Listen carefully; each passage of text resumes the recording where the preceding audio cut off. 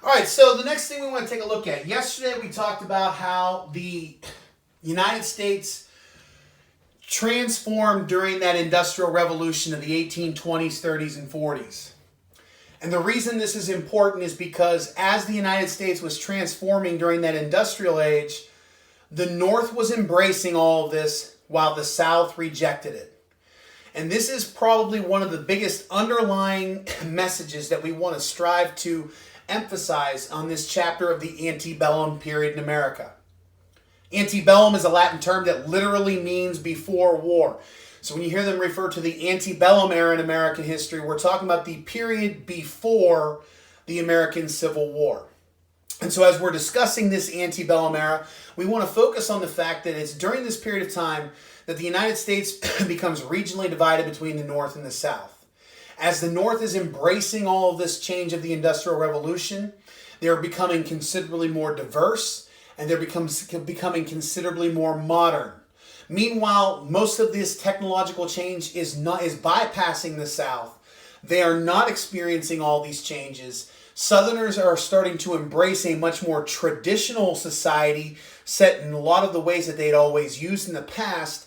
And not only are Southerners becoming more traditional, but they're now beginning to resent these new changes that are taking place in the North, which is creating that huge divide. So for example, yesterday we took a look at the development of transportation. We talked about how in the North we evolved from turnpikes to the Erie Canal, making New York the #1 port city in the United States, considerably larger than New Orleans. Creating inland waterways from Chicago to New York City and increasing all the commerce and trade that comes with it. We also took a look at yesterday the development of the railroad system. The canal era doesn't last very long because railroads are going to overpower and overshadow them.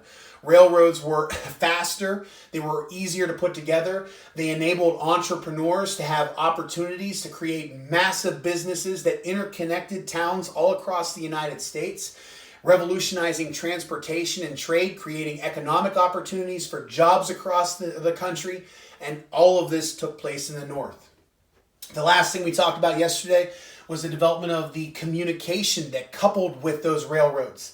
As Samuel Morse developed Morse code and the first telegraph lines, and the Associated Press interconnected newspapers from one town to the other, and as 4 times more railroad track and telegraph line was laid in the North compared to the South, Northerners were becoming much more informed, much more interconnected. Northerners were considerably more likely to have a pulse on what was going on around the country, while Southerners were developing this feeling of isolationism.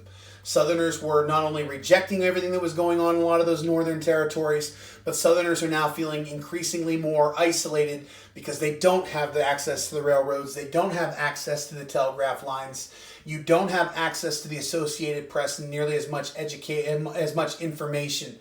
It's not that Southerners didn't have the ability, it's not that they were not intelligent enough to be able to read that stuff or educated enough, they simply didn't have access to it because there wasn't as many towns and there weren't as many railroads interconnecting them. Now, what we want to do here today is we want to start changing gears here and looking at how all of this technology impacted society.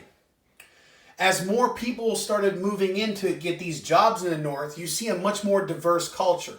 Yesterday we took a look at how there was a lot more immigration after the Napoleonic Wars ended. And so you see many more immigrants moving across the Atlantic Ocean from various different parts of Europe here to the United States. Well, when they get here, what are they looking for? They're looking for jobs. And where are all those jobs? In northern cities. And so what we see as a result of this is that the technology and innovation create jobs. Jobs mean more people mean diversity. And so you see a much more diverse culture evolve in the North than in the South. People in the North see these cultural changes as progress. They see it as modernity. People in the South see it as un-American. And so, once again, these are big changes. So, for example, yesterday we talked about the Erie Canal revolutionizing the commerce and trade through upstate New York. As more and more of these people move through there, upstate New York becomes perhaps the most diverse area in the entire United States. Even to this day, upstate New York and New York City is considered much more liberal and much more open to a lot of these new cultural diversity changes than you see in a lot of other parts of the country. In fact, during this period, during the Antebellum Industrial Revolution, upstate New York became so well known for their ability to accept new ideas that they got the nickname the Burned Over District. We see a number of new religious movements, new philosophical movements, new ways of looking at things that people in upstate New York are willing to embrace and get on fire about and get excited about. And so they called it the Burned Over District. Every time a new idea came through there, people in upstate New York got on fire for it. And then until a month or two later, another new idea came through and they got fired up about that. And they got fired up about another one another year after that, and so on and so forth. And because they were so willing to adopt these new ideas, they called it the Burned Over District. Philosophies will emerge in this region. So one of the things we want to take a look at here today is a couple of examples of these types of philosophies that people in the North were willing to embrace, while people in the South viewed this as un-American and they despised it. So for example, utopian societies.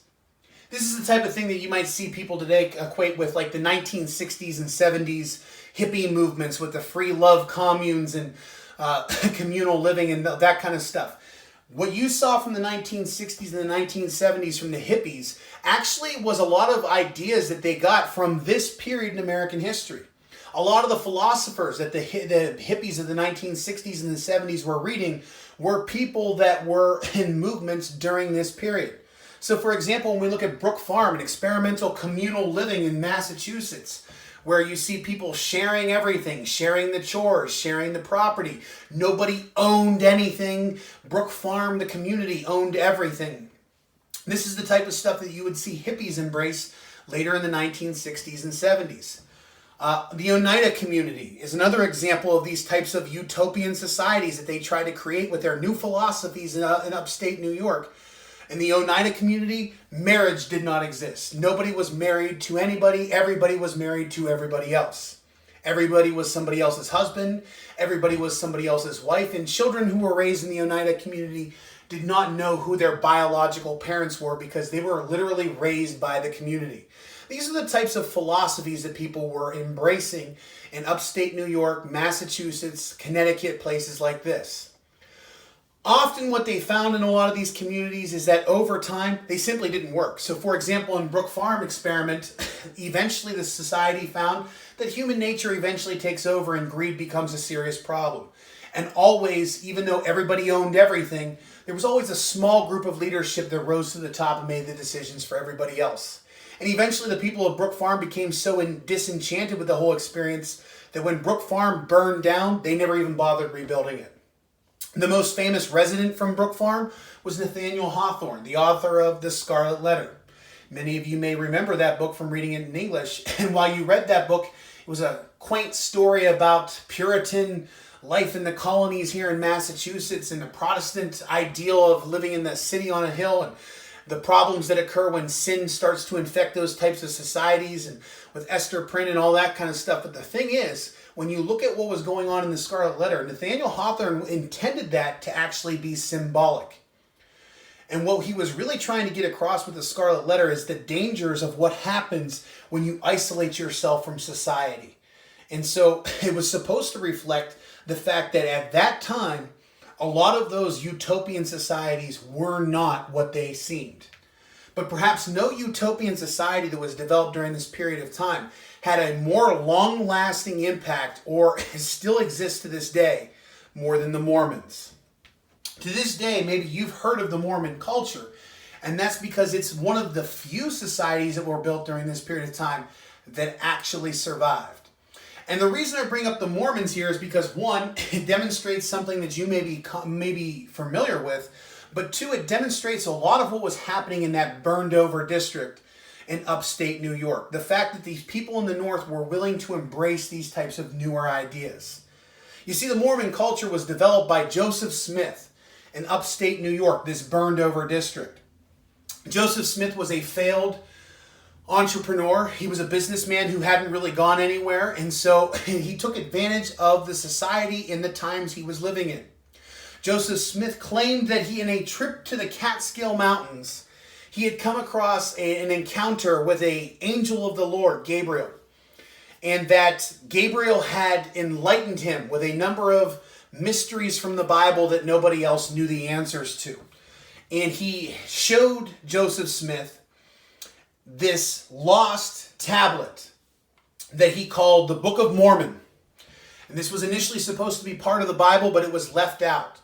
And Joseph Smith claimed that this book had revealed all sorts of truths to him, where the lost seventh tribe of Israel had went, this lost 12th tribe of Israel had went here to America, and Jesus had been revealed to them, but over time they had lost their ways and they had become the Indians. And he came up with with this new philosophy that he based around the Book of Mormon and created this new church, the Church of Latter-day Saints.